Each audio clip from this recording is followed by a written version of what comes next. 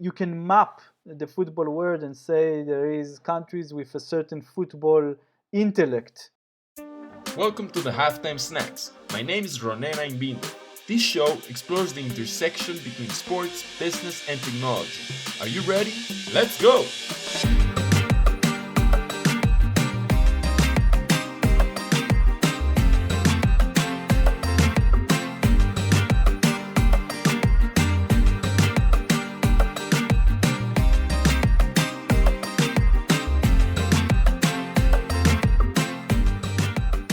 Today, joining us for the Halftime Snacks is a Middle Eastern football expert and a sports journalist from Israel.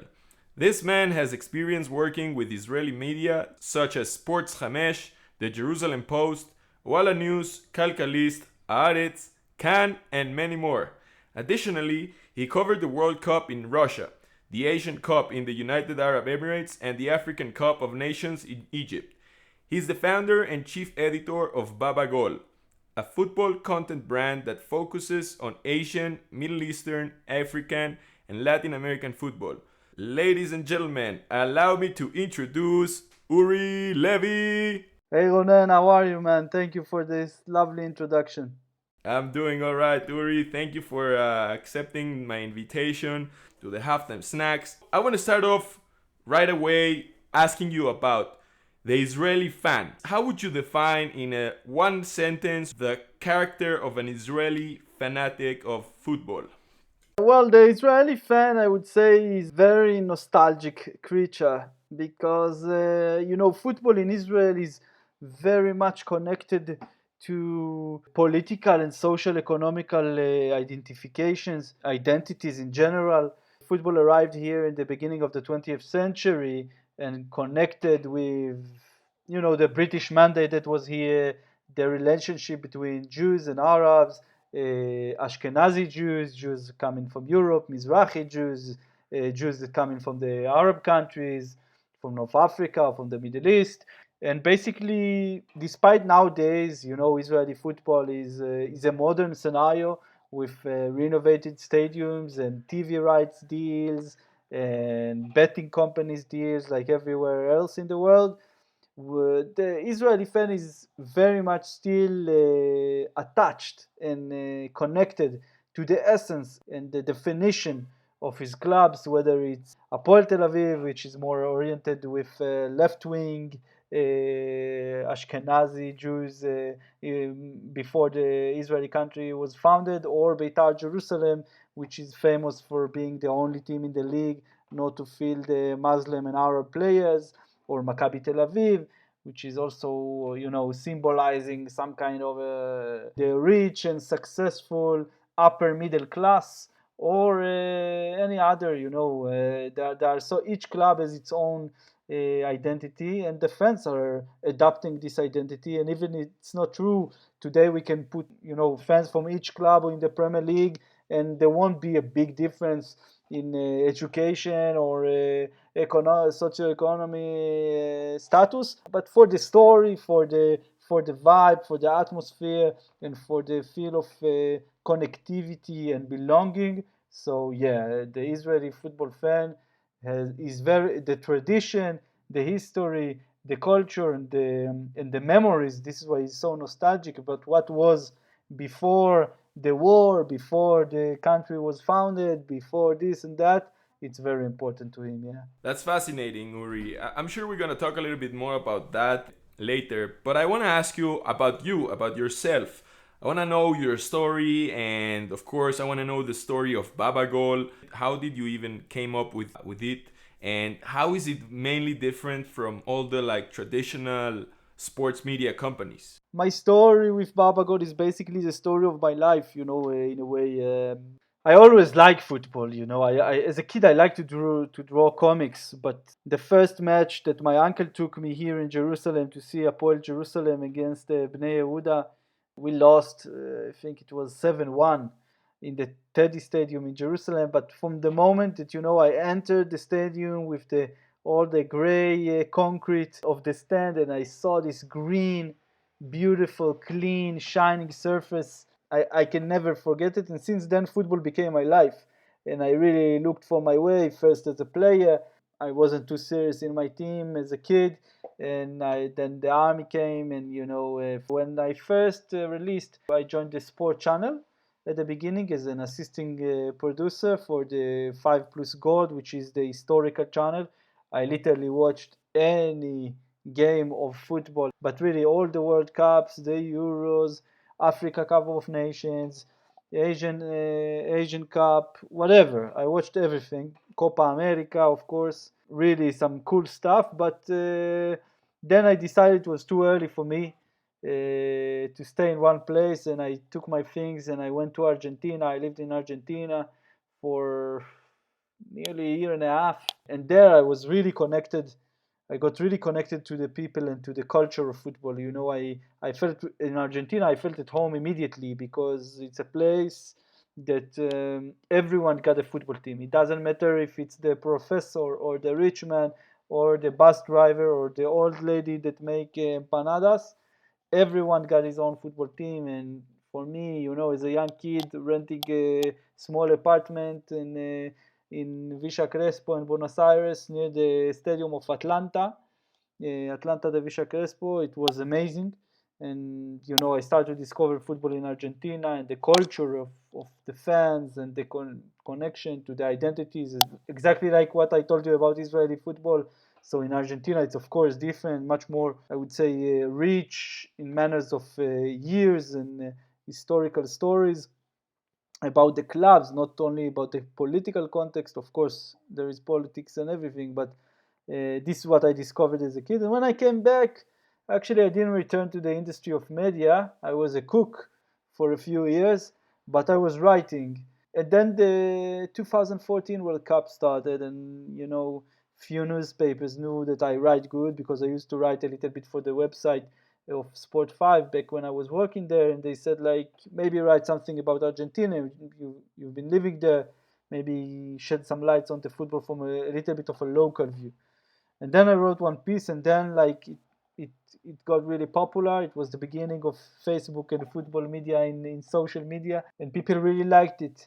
And then I started to write more and more and more. And then my girlfriend told me, like, okay, that's nice, but not all your Facebook friends want to hear about a Palestinian Paraguayan player who is now representing a Palestine national team, for example. Take it easy on the Facebook. Open a small stage for yourself to write about. And then I sat and I started to read and said, okay, I need a stage. I need like a website. And then I built like a simple blog with Blogger. I was thinking about names, and I came up with BabaGol, and I felt really good. And then I start writing like crazy about everything that I find interesting. I was at the first year at the university studying Middle Eastern studies and Latin American studies. I was completely lost in manners of the university. I mean, I like history. I always liked it. And of course, languages is something important that I also like, and I have a good sense of it. But I couldn't find myself in the university, in the Hebrew youth. But then I understand that basically through football, I can speak about many other topics. Starting from this piece about Argentina before the World Cup and how it represents the Argentinian people, and of course the football that was interesting for me, the Middle Eastern football, with everything that's happening around me, whether it will be in Palestine, Syria, Lebanon, Jordan, all of the Middle East, North Africa. I'm coming from a mixed family. My grandfather is an Arab, so I speak Arabic also. And I looked for my edge also in the industry, I won't lie. And I understood that nobody is writing about Arab football. And as a student for Middle Eastern studies, I thought it's a good chance to connect. I think at the moment I started to connect football with some deeper and wider topics, and I started to offer it to professors in the universities. It took me a while, but eventually I found two professors that let me write about football. Since that moment, it was in the beginning of the second year, I didn't write anything to the university that is not related to football for almost 2 years in any topic. No matter what, I found its implication in football and I wrote about it. No matter what, no matter which course, no matter nothing. And then, posts in the blog became essays for school. Essays for school became posts in the blog. Then it became articles that I started selling first to Calcalist, later to Haaretz. Then I started to write for the Arabi Al-Jadid, which is a very big website in the Arab world, like a weekly column on Arab football and Middle Eastern football, including Israeli football. It's part of my vision. And BabaGol also grew. New writers joined me, and I started to edit people also. Editors joined me, and we kind of created this crew of people that like to play with texts and to make them compelling and to make them interesting. But it was important for me at the time that it won't be at a very high-end English, because I knew my audience, Israeli people, Arab people. We used to write a lot about Indian people, so Indian football, so a lot of people from India follow us. So I like to keep it like our slogan. We like to keep it real. We don't want someone to be intimidated when you read an article in BabaGol, and we don't believe that you must use the highest language to speak about deep or complicated topics. You need to find the right words and to explain it simply and to keep the narrative strong. And this is what we do. We keep it real. And it grew and it grew. And as you said, I covered World Cups and Africa Cup of Nations and Asian Cup. I've been all over the region, all over the Middle East, doing collaboration with the biggest companies in the world, from Copa 90 to Bleacher Report, Tifo Football of the Athletic, and basically BabaGol. Now, of course, it's also a website and social media platforms that creates content for the pleasure of their followers. But we also a content brand that we do a podcast in Hebrew for the Kan, which is the Israeli Public Broadcast Corporation, IPBC. We work with Sport 5, I24 News, all the medias that look for what they can learn from football. What is the bigger picture of football, what you can understand from the game. We are really became like the first stop. When you start to understand something, come to us. It's for example, in these exact days, there is a serious conflict in Nagorno-Karabakh between Azerbaijan and Armenia, and one of our main senior writers, Yossi Medina, wrote about this conflict in the reflection of football, which is very strong and interesting, also for many people in Israel, because Israel is involved there, like many other countries, Turkey and everything. But a fascinating piece that made huge waves around the world was translated to German, translated to Armenian, and journalists from all over the world are interviewing Yossi now. So we are becoming some kind of authority for football in the Middle East, or football in the let's say not in the conventional places, not in London or Berlin or Paris, although we can happily write about players from Africa, the Middle East, Latin America that play in the biggest leagues. But we would like to show their identity, their origin, their everything. So this sums up what we do. We keep it real. Yeah, that's great, Uri. I think that you found your edge because you were able to intersect your interests, which were kind of football, and also maybe writing was kind of like an interest for you, and history. And this intersection combined with your languages that you speak and the things that you know are kind of like the ones that give you your edge. And I'm almost certain I cannot find anyone else like you that write about the things that you do, the way you do it, and with the passion that you do it. And I think that is easy to see. And that's fantastic, Uri. I appreciate that great answer that you just gave us. And I want to ask you now a little bit about, sports culture in Israel and in the Middle East. How is it different from the rest of the world? What are three things that fans there? I mean, you mentioned it a little bit in the beginning, but what are things that fans there value differently from the rest of the world? What are your thoughts about it? I think that football nowadays, you can map the football world and say there is countries with a certain football intellect. It's a way of living the game, of thinking about the game, about taking the game and make it part of your culture and part of your life. In every country you have a different, because within an intellect and a language you have dialects. And the dialect of football of the UK is not the dialect of football in Saudi Arabia. And the dialect of football in Saudi Arabia is not even the dialect of football in Israel. It's maybe more close, it may be more familiar. Because the way I live Middle Eastern football is that basically we are Israel and the Middle East in general, we are a region that on one hand is full of conflicts and wars and segregations and definitions and politics and wars and civil wars. It's a part of our existence in this area.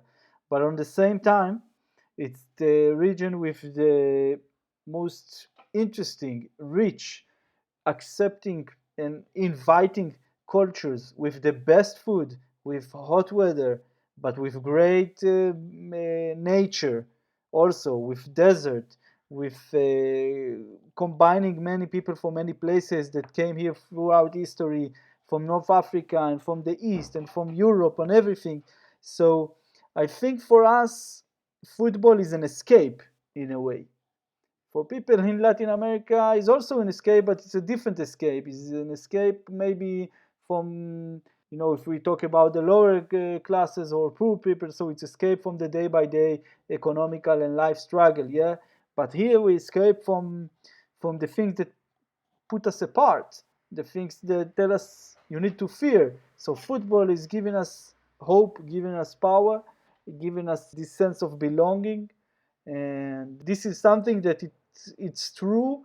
And if we will take it from Morocco in the west until Iran in the east, including Israel in the middle, the political history and the social history of this place is ignited into an integral part of the football here, and it's true all over. It's true for Egypt, it's true for Lebanon, of course, a country with so many types of populations that each one got a football team in the capital city. So every match day you have, every fixed day, every match day you have like 5 derbies from the capital city.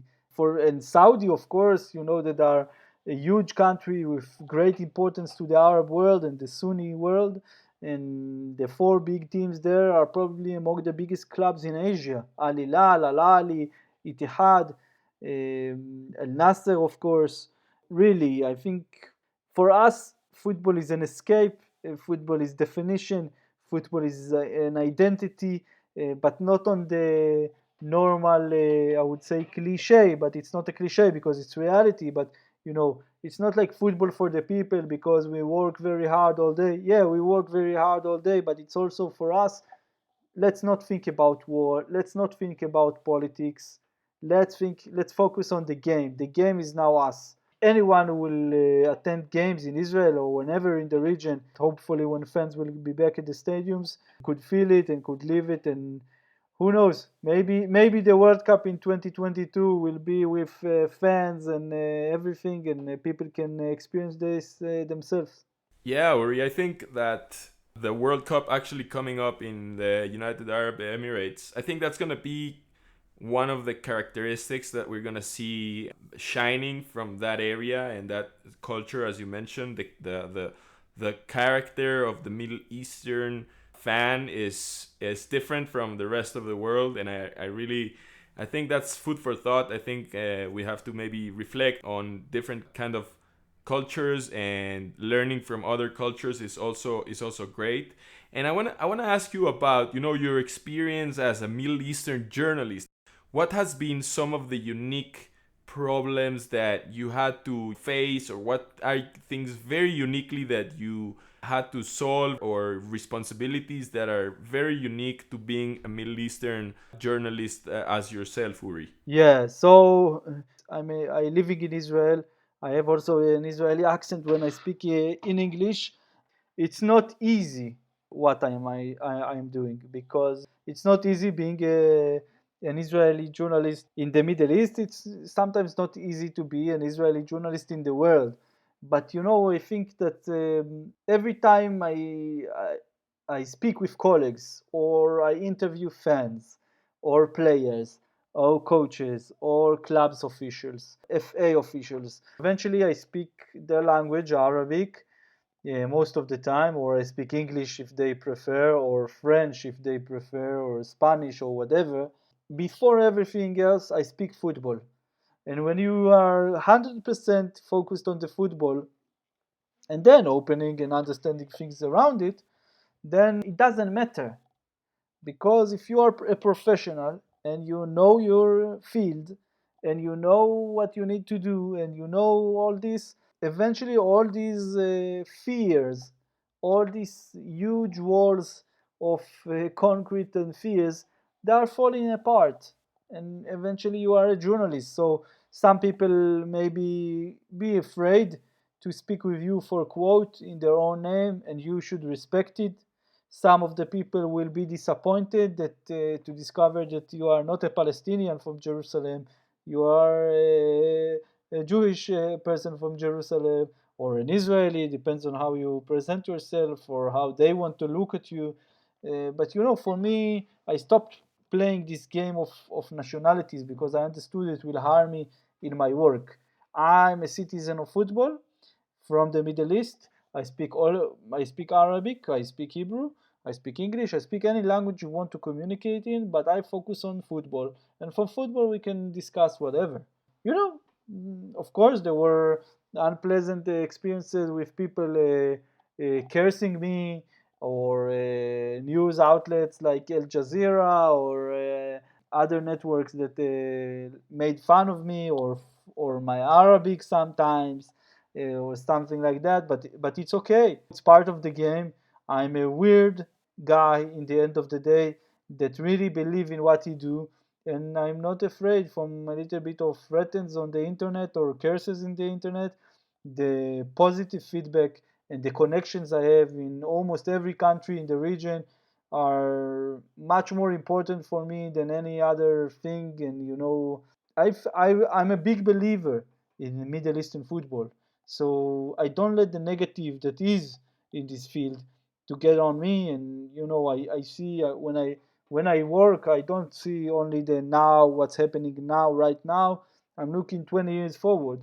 I look in the future of this place, the future of my kids, the future of my neighbors' kids, of my Palestinian brothers, of my Egyptian neighbors, or no matter what. And I'm in my day-by-day life, I might be a little bit anxious or neurotic about the company and the bank and my things and my stuff. But when I'm on the field, when I'm going, for example, for AFCON, Africa Cup of Nations, last summer in Egypt, I'm forgetting from all my troubles. I'm fully connected to the place I am, and I enjoy working. I enjoy taking photos, interview people, give people the stage to tell the stories, and to tell it to Israeli people, but also to Western people like in the UK or US, or whichever client we work for in that certain item in the tournament. I had a dream to be a footballer. It never came out, but my second dream was to be a football journalist to cover the World Cup. I did it before I was 30, and then I had two dreams to cover Asian Cup and Africa Cup of Nations. I did it also by 31. So right now I'm missing only the Copa America, and I'm good to go. This is it. I do football, but I enjoy the work. So basically, I think that also my colleagues and my friends and the fans and the people I interview or write about in the Middle East, they appreciate where I'm coming from. Yeah, Uri, that's a great place to wrap today's conversation. I want to thank you for your time, for your insights, for your analysis, and of course your perspective on things. I think they're one of a kind, and I hope maybe in the future we can meet up and talk more about football.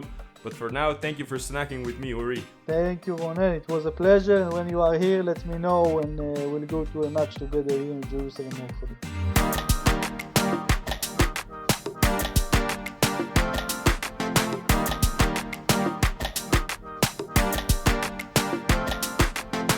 Before you leave, I want to thank you for listening. To hear these or any other halftime snack, check out the full archive on my website, which you can find on the show notes. See you next week!